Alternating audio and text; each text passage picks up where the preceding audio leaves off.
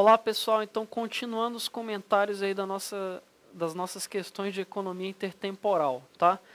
Então, vamos aí comentar a questão número 12, tá legal? Então, questão 12 aí é uma questão bem antiga da FCC e uma questão que, a meu ver, é uma questão muito estranha, alternativas estranhas, absurdas. Vamos ver, então. A equivalência ricardiana sugere que... Então, vamos lá. Letra A. Uma situação na qual o aumento da dívida pública, caso um aumento na poupança privada, tal que a taxa de juros pode se manter fixa. Bom, aí nessa questão, quando ele fala em aumento da dívida pública, pessoal, aumento da dívida pública. Bom, o que isso tem a ver com equivalência ricardiana, em primeiro lugar? A gente sabe que a hipótese básica da equivalência ricardiana é o que? A redução de tributos, né? Não causar o aumento de consumo, certo? Essa é a hipótese básica. Então, a gente tem o seguinte, quando a questão fala em aumento da dívida pública, significa o quê? Que o governo, ou ele reduziu tributos, ou ele aumentou gastos, né? Isso aqui faz aumentar a dívida pública. Então, quando a questão falou em aumento da dívida pública, a gente pode entender como redução de tributos. Essa redução de tributos faz com que sobre mais renda para os consumidores. Só que na medida em que sobra mais renda para os consumidores e eles não aumentam o consumo, então isso provoca o quê? Um aumento da poupança privada.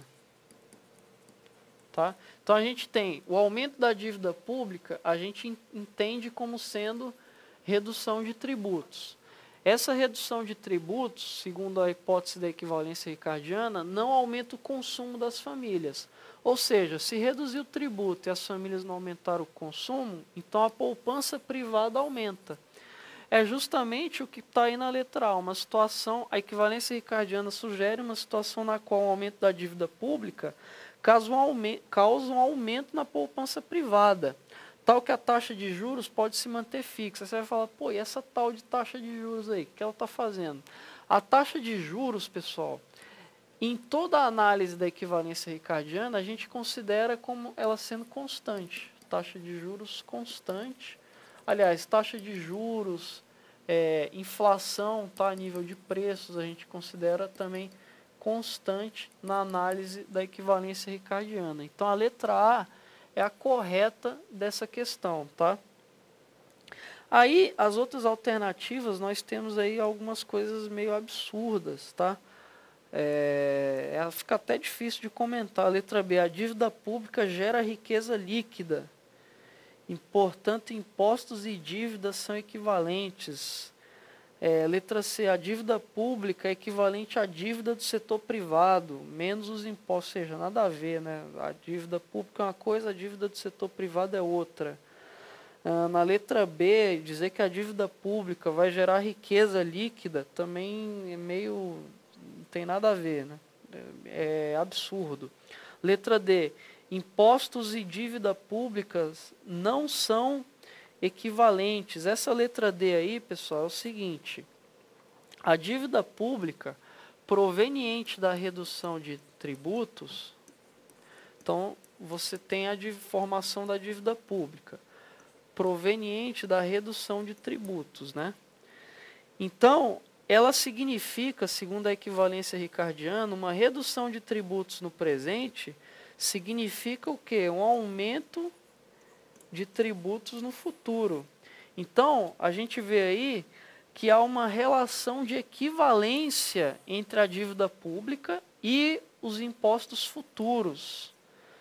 Tem uma relação de equivalência, tá, entre dívida pública e impostos futuros. Então, a letra D também, aliás, aqui é a letra D de dado, né? A letra D, ela está errada, tá? E a letra E, caso haja heranças na economia, o valor da dívida privada futura será igual ao valor das heranças. Também é um negócio meio absurdo, até meio difícil de comentar, tá? Então Tá? Questão 12 ficou gabarito letra A. Passemos então para a questão 13. Questão 13 que trata da teoria do ciclo de vida. Tá? Pessoal, o que a gente viu agora em termos de economia intertemporal foi o modelo de escolha intertemporal de 2 períodos, tá? E vimos também alguma coisa da equivalência ricardiana. Só que dentro da economia intertemporal existem outras coisas. Vou esquematizar aqui no quadro, tá? Então vou botar aqui, economia intertemporal.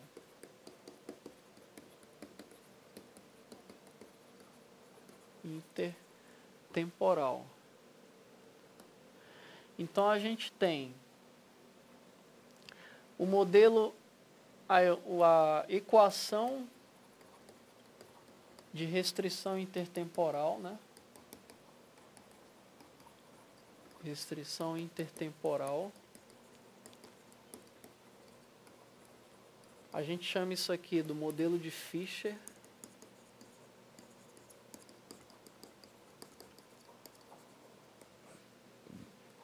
A gente tem a equivalência ricardiana.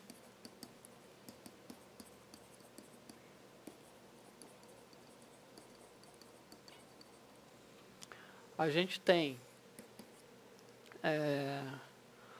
modelo do ciclo de vida.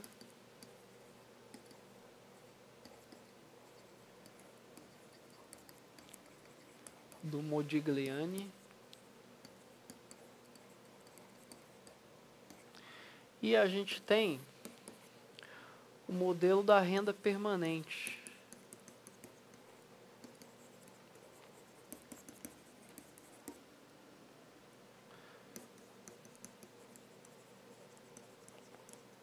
Modelo da renda permanente do Milton Friedman. Tá? A gente viu esse aqui, o de Fischer, né? E viu a equivalência ricardiana.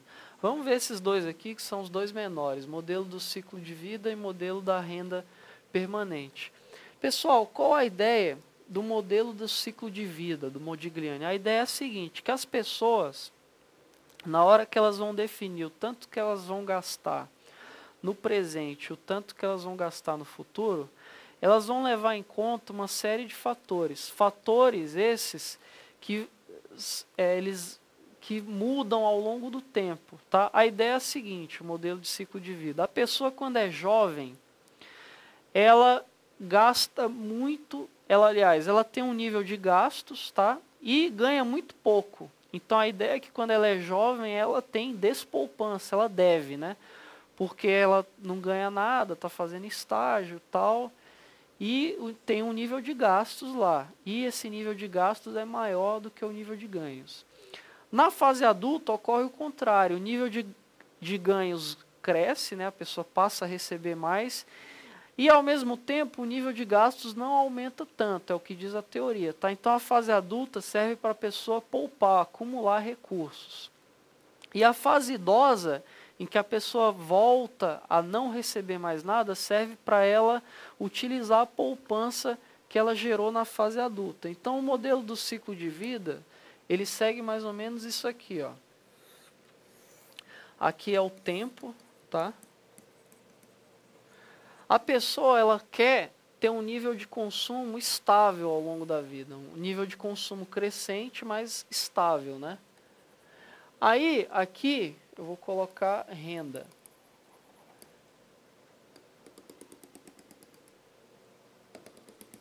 Aqui é a fase jovem, adulto, idoso, né?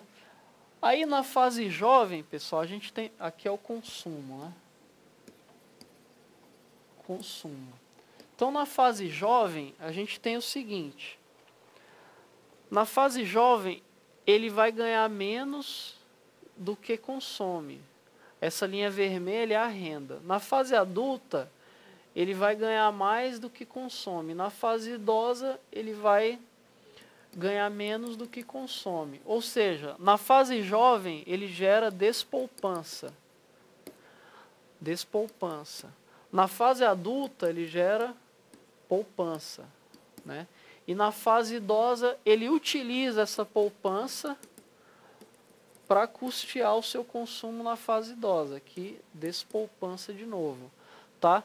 Então, o que interessa para a gente? Interessa o seguinte, que a pessoa ela vai definir o seu nível de consumo ao longo da vida, segundo o modelo do ciclo de vida, ela vai definir esse nível de consumo ao longo da vida baseado em uma série de coisas.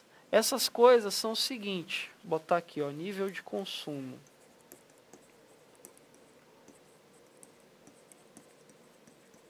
O nível de consumo da pessoa vai depender do número de anos que ela espera viver, número de anos esperados, né? Se ela espera viver até os 130 anos, então ela vai ter que consumir menos para custear a sua fase idosa. Se a pessoa espera viver até os 50 anos de idade, então ela pode gastar mais. Enfim, vai depender do número de anos esperados que ela viva, vai depender do estoque de riqueza que ela tem.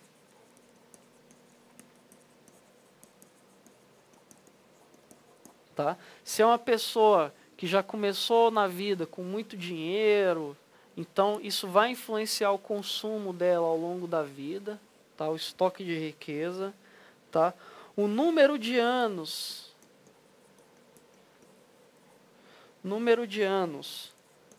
que ela vai trabalhar, ou seja, número de anos trabalhados. Por exemplo, se uma pessoa quer se aposentar cedo, ela vai ter que botar um nível de consumo mais baixo, né? Se a pessoa ela pretende trabalhar até morrer, então ela pode ter um nível de consumo mais alto ao longo do tempo, né? Botar aqui a renda corrente, né? A renda atual da pessoa vai influenciar o nível de consumo e a renda esperada no futuro também vai influenciar. Renda esperada no futuro, tá? Essa série de itens vai influenciar esse nível de consumo aqui que a pessoa espera ter ao longo da vida. Isso segundo o modelo do ciclo de vida, tá? Modelo do ciclo de vida do Modigliani, tá? Bom, baseado nisso, vamos responder aí a questão número 13. Então, acompanhe aí no material de vocês.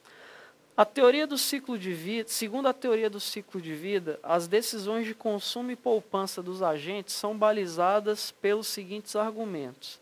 Então, vamos voltar aqui para a lousa.